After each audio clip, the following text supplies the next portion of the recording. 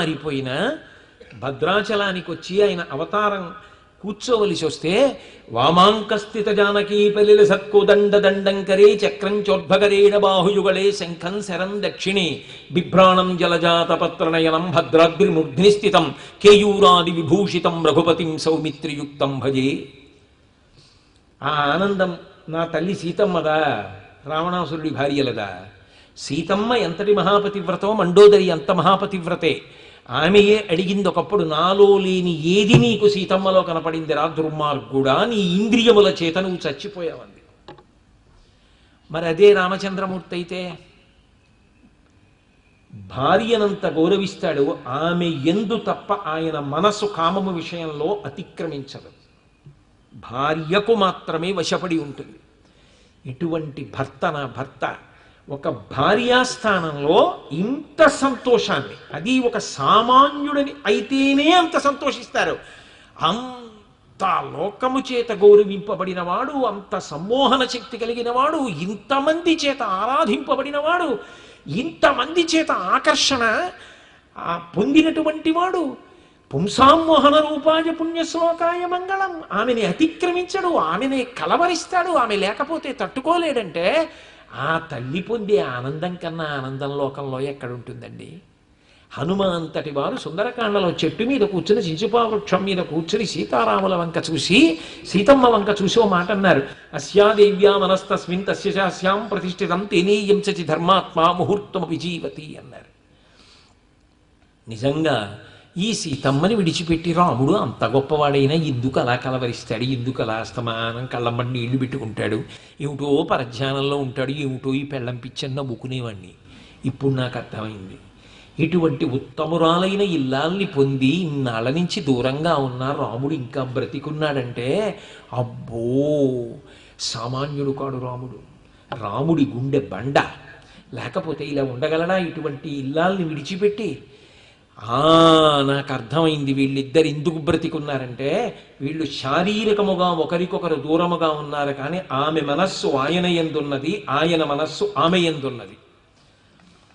దుష్కరం కృతవాన్ రామో యయిమాం మత్తకాశినీం సీతాం వినా మహాబాహు ముహూర్తమపి జీవతి. లేకపోతే అసలు సీతమ్మని విడిచిపెట్టి రాముడు క్షణకాలం బ్రతకడు. సీతమ్మదంతే. వీళ్ళు భౌతికంగా దూరంగా ఉన్నారు, కానీ రాముని మనసులో సీతమ్మ, సీతమ్మ మనసులో రాముడు ఉన్నారు. అందుకే వీళ్ళిద్దరూ ఎప్పుడూ కలిసే ఉన్నారు. వీళ్ళిద్దరూ విడిపోయింది లేదు. ఏమి దాంపత్యం, ఈ దాంపత్యం అన్నారు. అందుకే ఇప్పటికీ ఎక్కడ పెళ్ళి శుభలేఖ వేసిన జానక్యాహ కమలామలంజలిపుటేయాహ పద్మరాగాయితాహ న్యస్తారాఘవమస్తకే చ విలసత్కుంద ప్రసూనాయితాహ స్రస్తా శ్యామలకాయ కాంతి కలితాయ ఇంద్రనీలాయితాహ ముక్తాస్తా శుభదా భవంతు భవతాం శ్రీరామ వైవాహికాహ అని సీతారాముల వంటి దాంపత్యం, అటువంటి అన్యోన్యత అబ్బాలి అని చెప్పి సీతారాముల యొక్క బొమ్మ లేకుండా శుభలేఖ వైరు.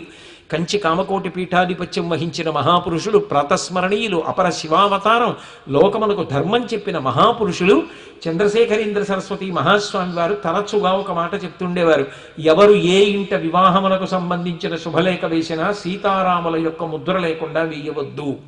అసలు దంపతులంటే ఎలా బ్రతకాలో నేర్పిన వాళ్ళు సీతారాములే అని చెప్తుండేవారు.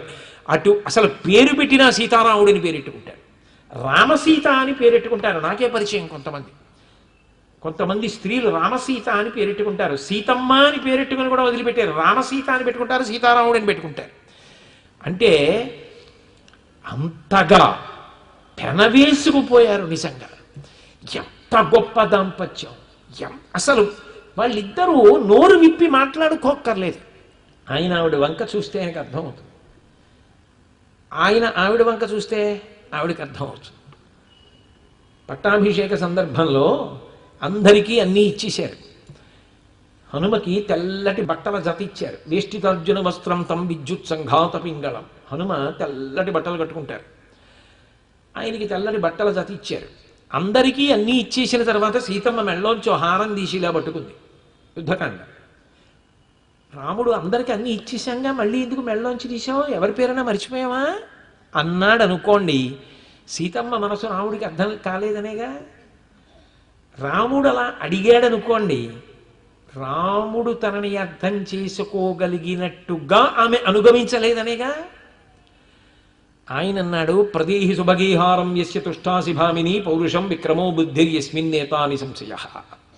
సీత, నీ యొక్క ఐదవతనానికి కారణమైనవాడు, మన ఇద్దరి శాంతికి కారణమైనవాడు, ఎవడు పౌరుషవంతుడు, ఎవడు బుద్ధిమంతుడు, ఎవడు పరాక్రమవంతుడు, ఎవడు నవవ్యాకరణ పండితుడు, ఎవడు జితేంద్రియుడు, వాడికి వెంటనే హారం స్వామి హనుమకి ఇచ్చింది ఆవిడ.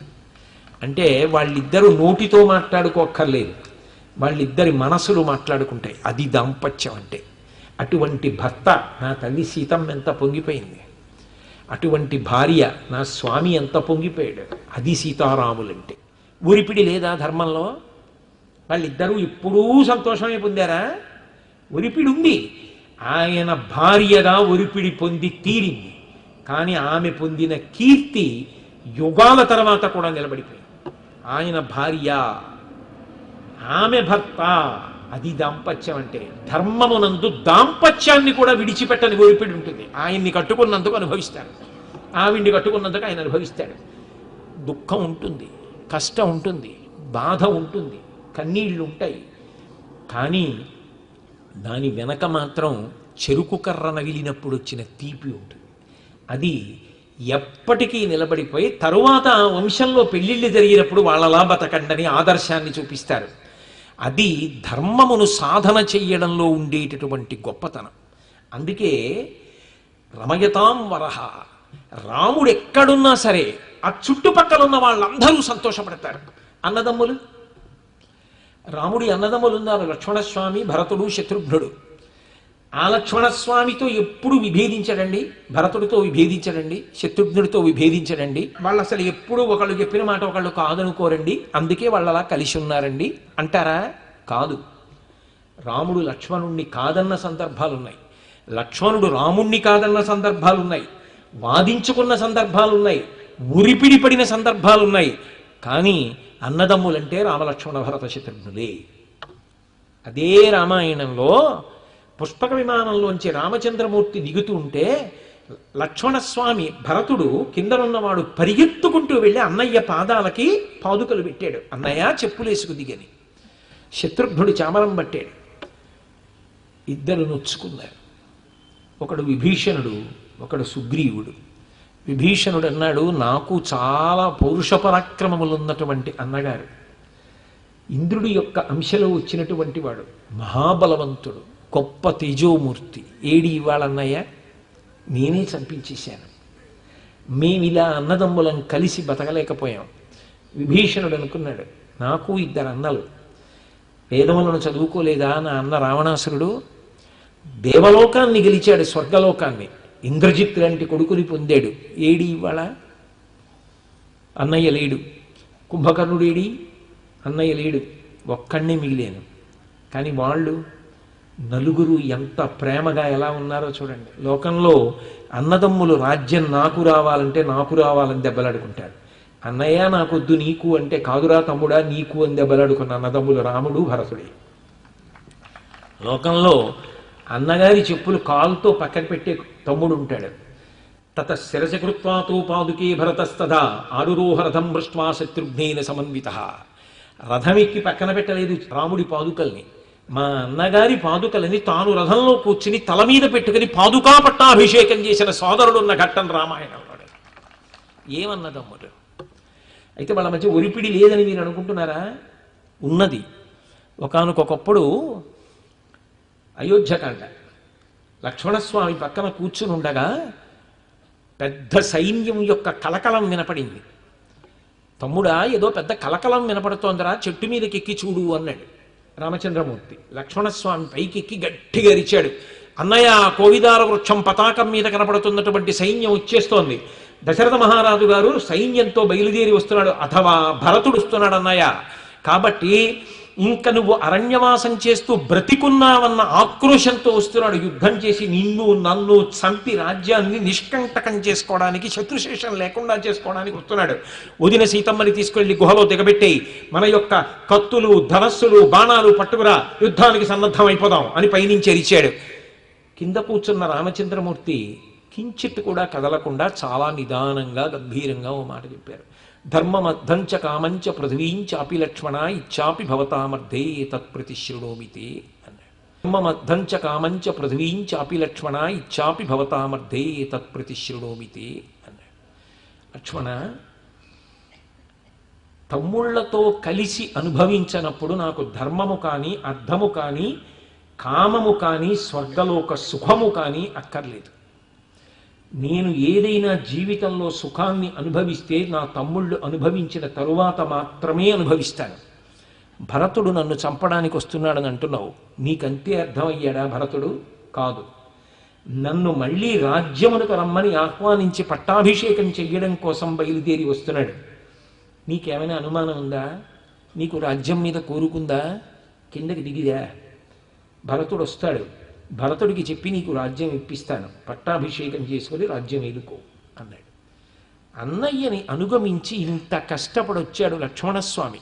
ఒకసారి అయితే ఎంత ఆవేశపడ్డాడంటే, గురోరప్యవలిప్తస్యా కార్యాకార్యమజానత ఉత్పదం ప్రతిపన్నస్య కార్యం భవతి శాసనం. అయోధ్యనాడు, అన్నయ్య దశరథుడెవరన్నయ్య నీకు రాజ్యం ఇవ్వనండానికి?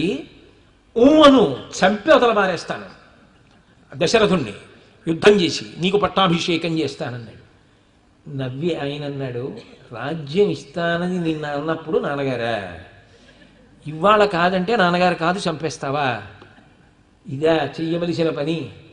కాదురా, అప్పుడు ఇస్తానన్నవారు నాన్నగారే, ఇప్పుడు ఇవ్వాలని ఉన్నవారు నాన్నగారే. ఇవ్వకుండా అడ్డుపడుతున్నవాడు దైవం.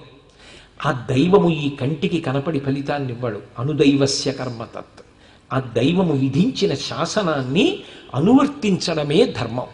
కాబట్టి తండ్రిని ఎందుకురా తప్పు పడతావు అంటే ఆయన వెంట వచ్చేసాడు. అంతేకాదు, ఒకానొక సందర్భంలో అరణ్యవాసంలో లక్ష్మణస్వామిని పిలిచి రామచంద్రమూర్తి అన్నారు, అలా అంటే వెడతాడేమో చూద్దాం అని. ఒరేయ్, నేను వచ్చేసాను, నువ్వు వచ్చేసావు, భరతుడు తిరిగి వస్తాడు మేనమామ గారింటి నుంచి, మన ఇద్దరం వెళ్ళిపోయామని తెలిసి నా తల్లి కౌసల్యని నీ తల్లి సుమిత్రని చంపేస్తాడేమోరా. కాబట్టి నువ్వు వెంటనే వెళ్ళిపో అయోధ్యానగరానికి, మన తల్లుల్ని కాపాడతావు అన్నాడు. అంటే లక్ష్మణస్వామి చాలా ప్రశాంతంగా జవాబు చెప్పాడు, అన్నయ్య నచతేవ వినాశీత నచాహమపి రాఘవ ముహూర్తమపి జీవావో జలన్మచ్చా వివాధృతౌ. అన్నయ్య ఈ మాట వదినికి చెప్పలేదే, సీతమ్మకు కూడా చెప్పచ్చుగా. సీతమ్మ ఇంటికి వెళ్ళిపో, అత్తగారులని కాపాడుకో అని చెప్పచ్చుగా, వదినికి చెప్పవు. ఎందుకు చెప్పవో తెలుసా అన్నయ్య? నచతేన వినాశీత, నువ్వు లేకపోతే వదిన ఉండలేదు అని నీకు తెలుసు, అందుకని వదిలిని వెళ్ళమని అనలేదు. నన్ను వెళ్ళమన్నావు, ఎందుకని? నువ్వు లేకుండా నేను ఉండగలని నువ్వు అనుకుంటున్నావు. కానీ అన్నయ్య ఒక మాట చెప్పనా, నేను ఉంటాను. ఎంతకాలం ఉండగలనో తెలుసా? బాగా లోతైనటువంటి సరోవరంలో ఆడుకుంటున్నటువంటి చేపని చేయి పట్టుకుని పైకి తీసి ఒడ్డున పారేస్తే ఒంటికి తడి ఉన్నంతసేపు మాత్రమే ఎగిరి కొట్టుకుని తడి ఆరిపోయిన తరువాత ప్రాణములు విడిచిపెట్టేటటువంటి బలహీనత కలిగిన చేపలా నేను వెనక్కి తిరిగి చూస్తూ వెళ్ళిపోతున్నప్పుడు నువ్వు ఎంతసేపు నాకు కనపడతావో అంతసేపు మాత్రమే ప్రాణములతో ఉండి నువ్వు కనపడడం ఆగిపోయిన తరువాత ఇక బ్రతకనన్నయ్యా, నేను నువ్వు లేకుండా ఉండలేను అని చెప్పుకున్నాడు. అంత ప్రేమ కలిగిన వాడు కదా అని చెప్పి భరతుడిని నింద చేస్తే ఊరుకున్నాడా? ఏం ఊరుకోలా. అన్నాడా లేదా ఈ మాట? ధర్మమర్థంచ కామంచ పృథివీంచాపి లక్ష్మణ ఇచ్చాపి భవతామర్థే ఏతత్ ప్రతిశృణోమితి. భరతుడిని ఎందుకంటావు? భరతుడిని అనడానికి వీల్లేదు. నీకు రాజ్యం కావాలా? భరతుడికి చెప్పి ఇప్పిస్తానన్నాడు. నిశ్శబ్దంగా దిగొచ్చి నించున్నాడు లక్ష్మణస్వామి. ఆ అన్నదమ్ముల గొప్పతనం ఏమిటో తెలుసా? ఉరిపిడి ఉంటుంది, కష్టం ఉంటుంది. ఎంత కష్టం ఉన్నా విడిపోయేంత వరకు మాత్రం వాళ్ళు వెళ్ళరు. ఒక తల్లి కడుపున పుట్టిన వాళ్ళం ఈ జన్మలో, అంతే. ఒక తండ్రి సంతానం, అన్నదమ్ములం అన్న తర్వాత ఇక ఆఖరి ఊపిరి వరకు అంతే. దెబ్బలాడుకోవడం, విడిపోవడం, వేరే వెళ్ళిపోవడం, ముఖాలు చూసుకోకపోవడం అన్న మాట రావడానికి వీలు లేదన్న సంస్కృతి కలిగిన వాళ్ళు. అందుకే మీరు చూడండి, ఒకానొక సందర్భంలో అయితే నిజానికి లక్ష్మణస్వామి వెంటనే వెనక్కి తిరిగి వెళ్ళిపోవాలి. రాముడు లక్ష్మణుడి మాట వినకూడదు, అక్కడ అన్నదమ్ములు ఇద్దరు విడిపోవలసిందే. అంత భయంకరమైన సన్నివేశం ఏర్పడింది అరణ్యకాండలో. ఒరే ఇక్కడ ఉండు, ఏ కారణము చేత వదిలిని విడిచిపెట్టి రావద్దు అని చెప్పి శాసనం చేసి రాముడు మారీచుడిని వేటాడడానికి వెళ్ళాడు, ఆ బంగారు జింక రూపంలో వస్తే. కానీ సీతమ్మ తనకి భర్త మీద ఉన్నటువంటి విశేషమైన ప్రేమ చేత ఎంత చెప్పినా లక్ష్మణస్వామి వెళ్ళటం లేదని ఒక మాట అంది. సుదుష్టత్వం వనే రామమేకమేకోను గచ్చసి మమ హేతో ప్రతిచ్ఛన్న ప్రయుక్తో భరతేనవా. చాలా భయంకరమైన మాటే వాడింది ఆవిడ.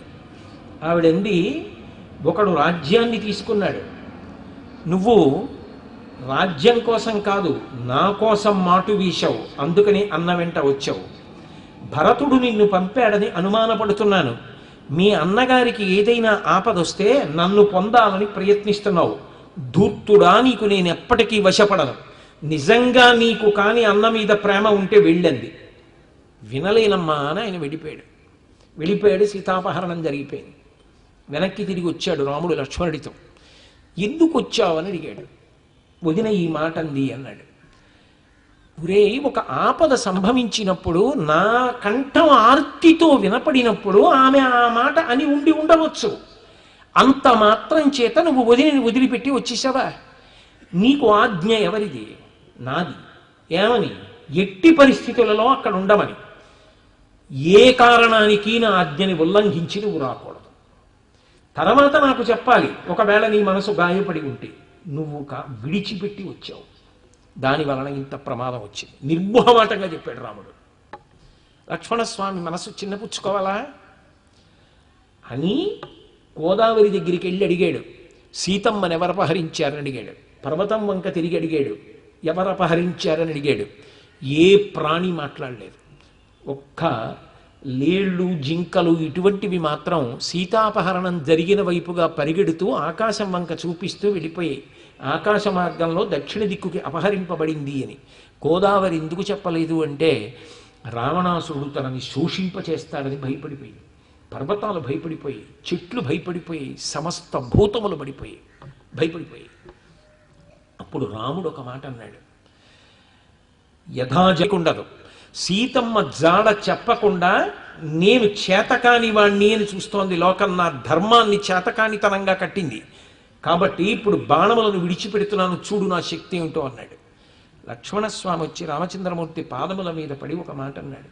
చింద్రే లక్ష్మి ప్రభాసూర్యే గతిర్వాయు భువిక్షమ ఏతత్తు నిహితం సర్వం వైచానుత్తమం యశాః ఏకర్శనాపరాధేన లోకాన్ హంతునర్హసి.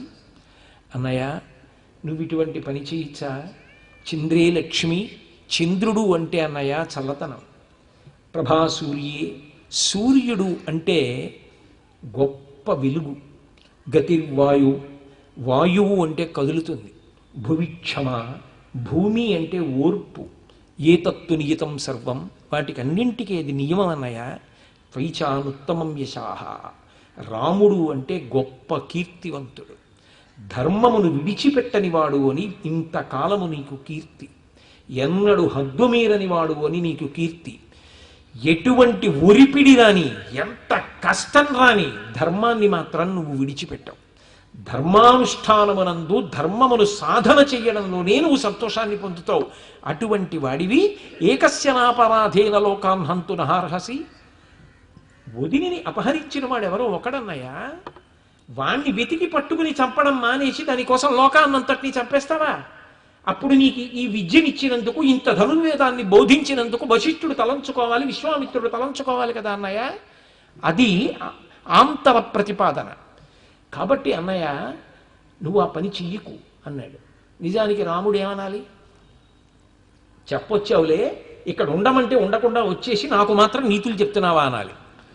వెంటనే రాముడు అన్నాడు, అవునరా తమ్ముడా, నువ్వు చెప్పింది నిజం. కౌసల్య చెప్పిందిగా, శోకో నాశయితే ధైర్యం, శోకో నాశయితే శృతం, శోకో నాశయితే సర్వం, నాస్తి శోక సమోరిపు. ధర్మాన్నే పట్టుకుంటాను నేను, ధర్మమును దాటను, ధర్మ సాధన చేస్తాను. ఎవరు ఎత్తుకుపోయాడో వెతుకుదాం, అప్పటి వరకు ఓర్పు పడతాను. కాబట్టి ఇలాగే ప్రయత్నం చేద్దాం మనం అని లక్ష్మణస్వామి మాట విని తన ఆగ్రహాన్ని తగ్గించుకున్నాడు. అంటే మహానుభావుడైనటువంటి రాముడు సాధన చేసినప్పుడు తమ్ముళ్లతో ఆయనకి ఒరిపిడి వచ్చిందా లేదా? ఒకప్పుడు భరతుడు ప్రాయోపవేశం చేస్తానన్నాడు. రాజు ప్రాయోపవేశం చేయడం ఏమిట్రా? ధర్మాత్ముణ్ణి ముట్టుకోమంటే ప్రాయశ్చిత్తంగా రాముణ్ణే ముట్టుకున్నాడు. మహానుభావుడు తమ్ముడైనందుకు భరతుడేం సంతోషపడ్డా? నందిగ్రామానికి వెళ్ళిపోయి 14 సంవత్సరములు నారచీరలు కట్టుకుని పాదుకలు సింహాసనం మీద పెట్టుకుని రాజ్య పరిపాలన చేశాడు. తమ్ముడైనందుకు భరతుడు సుఖపడ్డా? శత్రుఘ్నుడు సుఖపడ్డా? లక్ష్మణుడు సుఖపడ్డా? బాహ్యంలో చూస్తే రాముని ధర్మము యొక్క ఒరిపిడికి తోడబుట్టిన వాళ్ళు సంతోషపడినట్టు కనపడకపోవచ్చు, కానీ నలుగురు మిగిలిపోయింది. అన్నదమ్ములంటే అలా బ్రతకండి అని ఉపమానం చెప్పవలస్తే యుగాలు మారిపోయినా రామలక్ష్మణ భరత శత్రుఘ్నుల్లా బతకండి అంటారు. అది ధర్మము వలన వాళ్ళు అలా కలిసి ఉన్నారు. ధర్మము యొక్క సాధన యందు ఏ వైక్లభ్యములు కలగవు సరికదా, ధర్మాన్ని విడిచిపెట్టేయగానే అహంకారముల వలన ఎటువంటి అనుబంధములు తెగిపోతాయి. కానీ ధర్మాన్ని ఆచరించడం అలవాటైన నాడు అందరూ కలిసి ఉంటారు, లోకమునకు ఆదర్శవంతమైనటువంటి జీవితం అబ్బుతుంది. అందుకే ధర్మ సాధనను మించినది లేదు.